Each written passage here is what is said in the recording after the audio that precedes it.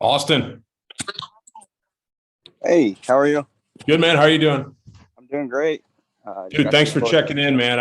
I wanted to catch up with you real quick. Caddie for Xander Schauffele, 400 yesterday, man. Your yardage book was a little bit lighter, though. No greens book. I just wanted to get a little perspective from you. I mean, that's something you guys have used a lot in the past. What was different about the round yesterday?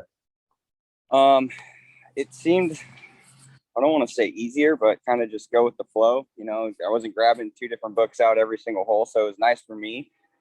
However, we use the greens books a lot for approach, and luckily we played here, 5 times now, so I kind of know what I'm doing out here to an extent. But when you get to those courses that we've never played, it's going to make it a lot more difficult. Not having those greens books for coming into greens and knowing the miss and everything like that. So, but yesterday was very laid back.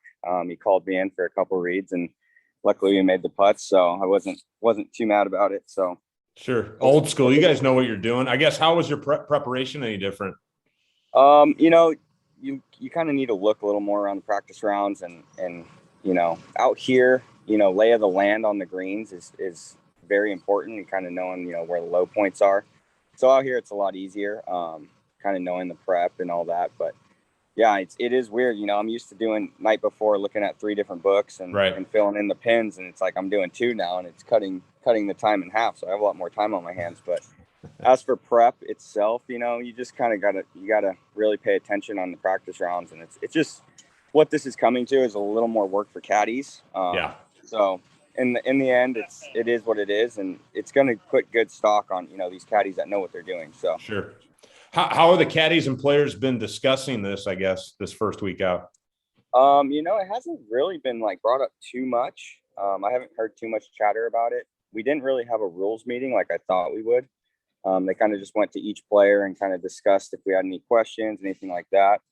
But like yesterday, I was getting back to the hotel after the round, and Bryson was there, and the first thing he asked me was, "How'd you do without the greens books today?" That's all he said to me. I was like, I think we did good. We putted well, so it wasn't a big thing. But I was like, ask me at the end of the year, I'll let you know how I feel about it. So how did he say he did? I asked actually his buddy Connor, who travels with him quite a bit, and he said he putted pretty decent. Not too bad. He said it was more of because we can't use charts or anything now. So those guys that use aim point and have their systems, they can't even have a hard piece of, chart or anything like that so they have to memorize all these numbers that they have to have. So that, I think that was the hard part for him.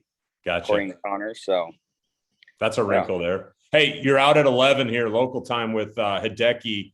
I guess 400 yesterday. How's Xander playing? What's the game plan for today? He's playing good. Hit a couple loose shots yesterday. We hit it in the hazard on 13. That was really one of the bad swings of the day. But he's playing steady. He had 1 bogey, 5 birdies, so he's playing well. Just knocking off some rust. He played Hero. Unfortunately, I wasn't there.